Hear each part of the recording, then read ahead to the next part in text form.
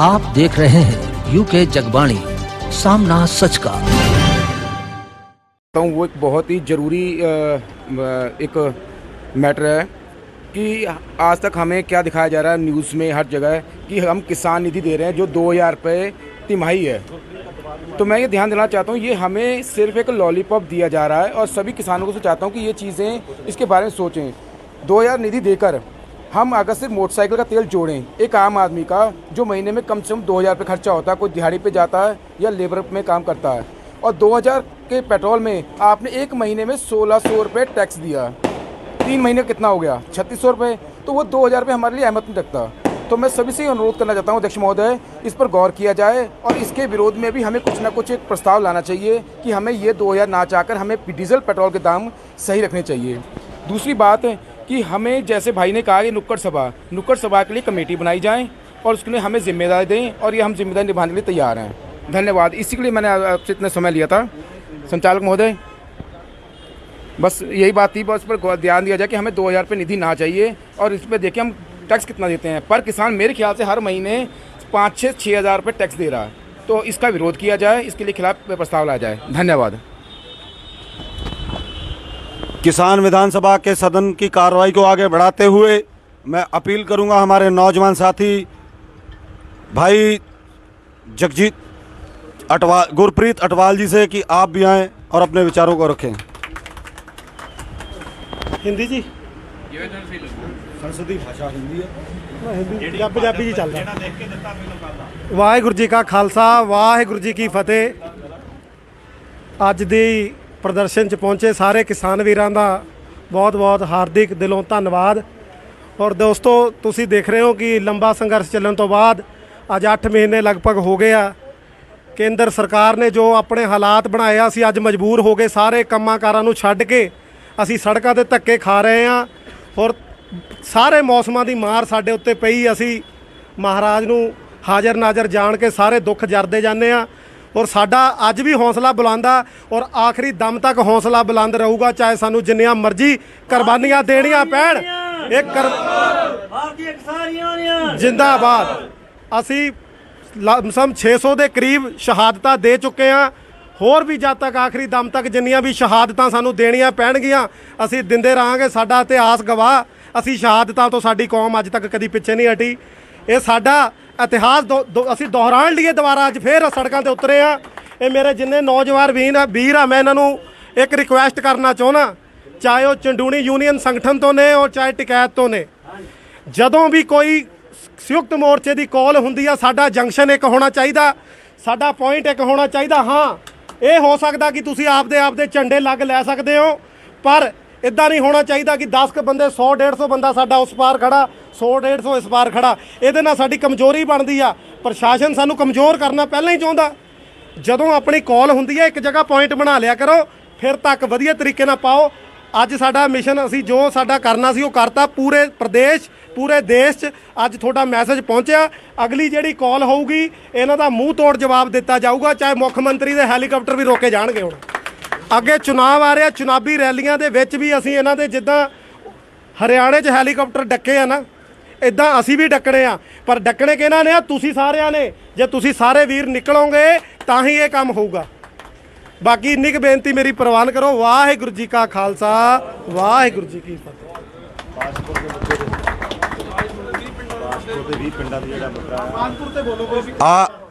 आज की सदन की कार्रवाई को आगे बढ़ाते हुए सदन के सदस्य भाई विक्की रंधावा जी, मैं आपसे अनुरोध करूंगा कि आप भी आएँ और अपने क्षेत्र की समस्याओं और किसानों के ज्वलंत मुद्दों को विधानसभा में माननीय स्पीकर महोदय के समक्ष रखने का कष्ट करें। धन्यवाद भाई साहब। बात ये है महोदय जी कि ये ही नहीं है कि ये कृषि कानून के चक्कर में सेंट्रल गवर्नमेंट परेशान कर रही है। जो बीजेपी गवर्नमेंट है, चाहे वो सेंटर की हो या वो स्टेट की हो, वो सबको परेशान कर रही है। अब क्या है कि बाजपुर में एक मुद्दा है जो सूद इनका है परिवार का, उसमें 5800 एकड़ ज़मीन है। 5800 एकड़ ज़मीन वो इन्होंने कई बार रजिस्ट्रियाँ हो चुकी हैं, सरकारी रजिस्ट्रियाँ हुई हैं, और जिन्होंने ख़रीदी हैं उनकी सरकारी रजिस्ट्रियाँ हुई हैं, बाकायदा गवर्नमेंट ने उसके पैसे लिए हैं, स्टाम्प ड्यूटी ली है, 2-3 बार बिक चुकी हैं। अब इनके संज्ञान में ये आ गया कि ये सूदों की ज़मीन है।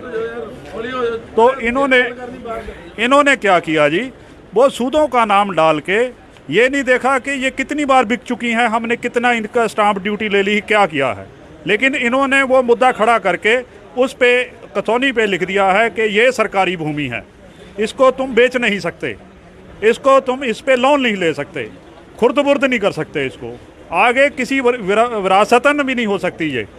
तो जिसके नाम है उसी के नाम रहेगी, लेकिन उसको सरकार एक्वायर करना चाह रही है। क्यों? जिसका स्टाम्प ड्यूटी आपने ले ली 2-3 बार, तो उसको ये क्यों उसको दोबारा मतलब उसका मुद्दा खड़ा कर रहे हैं? क्यों? जो पुराने हमारे बुजुर्ग थे उन्होंने सबसे पहले आके यहाँ पे हल चलाए, जंगल तोड़े, उन्होंने इस ज़मीन को आबाद किया, तो आज वो बेघर हो गए। उनके नाम जो ज़मीनें थी, जो उन्होंने पैसे दे के ख़रीदी थी, वो सब बेकार हो गई। तो ये जो बीजेपी गवर्नमेंट है, इसका मुद्दा ही ये है कि ये जितने किसान हैं इनको ज़मीनें छीन लो और इनको मतलब अडानी को दे दो, जिसको भी मर्जी दे दो, बड़े घराने को दे दो। तो ये जो छोटे किसान हैं इनको सबको ख़त्म कर दो। अब मुद्दा आता है काशीपुर की शुगर मिल का। 10 साल से शुगर मिल बंद है, ज़्यादा ही हो गए। जो उसके पेमेंट थी, उसकी जो गन्ना किसानों की पेमेंट थी, वो इन्होंने आज तक नहीं दी। बाकायदा जो उन पे किसानों पे उसका सोसाइटी का था लोन, जो कुछ भी था, इन्होंने उनके पर्चे काट के उन पे FIR करवा दी, उनसे वसूली की, जबरन की। तो लेकिन वो जो किसानों का पैसा है वो वापस नहीं हुआ। क्यों नहीं हुआ वो? ठीक है जी, क्यों नहीं हुआ वो? ये तो गवर्नमेंट बताएगी। अगर आपको ये लग रहा है भी फैक्ट्री बंद हो गई, फैक्ट्री चली गई, घाटे में चली गई, तो उसकी ज़मीन तो है, उसका माल तो पड़ा है, उसको बेच को आप किसानों की पेमेंट पूरी करो। आज अगर इस मुद्दे को उठाया जाए तो मेरा एक और मानना है भी अगर इसकी पेमेंट हो किसानों को, तो बाकायदा जो उसका ब्याज बनता है वो साथ में दिया जाए, क्योंकि किसी के बाप का राज नहीं है कि वो मतलब किसी के भी पैसे खा जाए। गवर्नमेंट का अगर हम पैसा खाएं तो हम चोर, अगर गवर्नमेंट हमारा खाए तो हम फिर चोर। ठीक है जी। लेकिन उसमें यह है कि अगर गवर्नमेंट उसको नहीं करती है तो वो किसी न किसी ढंग से जो किसानों का पैसा है वो किसानों तक पहुंचाया जाए, मैं ब्याज के। तो इसलिए ये कई मुद्दे हैं जो बाजपुर के हैं, काशीपुर के हैं। ये बीजेपी गवर्नमेंट जो है ये हर तरह से किसानों को दबाने की कोशिश कर रही है, लेकिन किसान नहीं दबेंगे। ये अब जाग गए हैं, ये अपना हक लेके हटेंगे, चाहे जो मर्जी हो जाए। धन्यवाद। सदस्य महोदय, किसानों की बात की, गन्ना किसानों की बात की, सुप्रीम कोर्ट का आदेश है 14 दिन के अंदर पेमेंट करनी है। आप 10 साल की बात कर रहे हैं। सुप्रीम कोर्ट का आदेश अगर सरकारें नहीं मानती हैं तो क्या कोर्ट की अवमानना नहीं है? बिल्कुल सर, अवमानना है, लेकिन मान तो नहीं रही ना सरकार। माने तो सही। आज हम कहीं नहीं जा सकते, हम कोर्ट नहीं जा सकते, हम SDM के यहाँ नहीं जा सकते। सरकारी ज़मीन पड़ी है, या उसको बेचा जाए या फैक्ट्री की ज़मीन को बेचा जाए। कम से कम जो किसानों ने इतने मेहनत करके अपना गन्ना फैक्ट्री को दिया था, तो चीनी तो नहीं है ना उसमें, चीनी तो बेच दी गई। जितनी उस गन्ने से चीनी बनी थी वो सब बेच दी गई। तो उसका पैसा कहाँ गया? उसका पैसा कहाँ गया? वो किसानों को देना चाहिए था पहले, ना कि वो जो फैक्ट्री वाला है वो लेके भाग जाए। क्योंकि हिंदुस्तान का तो सीधा फंडा हो गया है कि कमाओ, जेब में डालो और विदेश भाग जाओ। ये किसानों के साथ ऐसी दोगली राजनीति ना करे सरकार। धन्यवाद। सदन की कार्रवाई को आगे बढ़ाते हुए मैं निवेदन करूंगा करमजीत सिंह गिल जी से कि आप भी आएँ और सूक्ष्म में अपने शब्दों को रखने का कष्ट करें।